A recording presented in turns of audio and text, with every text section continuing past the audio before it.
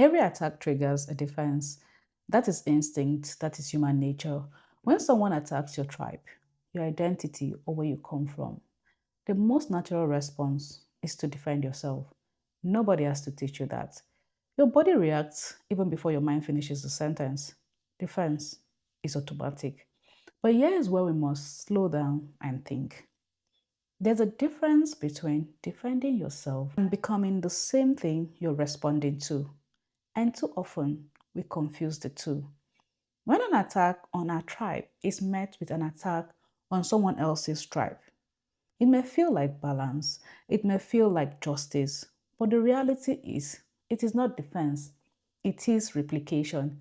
It is the same behavior expressed in reverse. At that point, nothing has changed except the direction of the insult. Yes, instinct is understandable, but understandable does not mean correct, and natural does not automatically mean right. The moment your defense shifts from addressing the statement to attacking a group, you have left the space of reason and entered the space of prejudice. You're no longer challenging the idea, you're validating the logic behind it. Because tribal attacks do not cancel each other out, they multiply it. So once we accept that it is okay to generalize people because we feel provoked, then we've normalized collective blame. And once collective blame becomes acceptable, no tribe, no group, no community is safe from it, including yours. This is how conversations collapse into noise. We stop talking about behavior, policy, history, or facts. We start trading identities like weapon.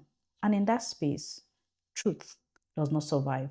Only volume does. So if someone says something wrong, confront the wrong. If someone behaves badly, name the behavior. And if an idea is flawed, dismantle the idea. But when we respond by saying, you people do like this too, we are no longer correcting anything. We are simply passing the same poison around, hoping that it tastes better because it is coming from our side, but it never does. So we must be honest enough to admit this.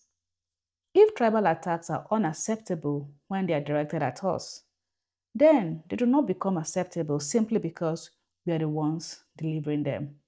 Pain does not transform error into wisdom.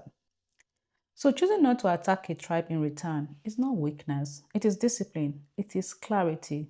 It is a decision to fight the problem without becoming part of it.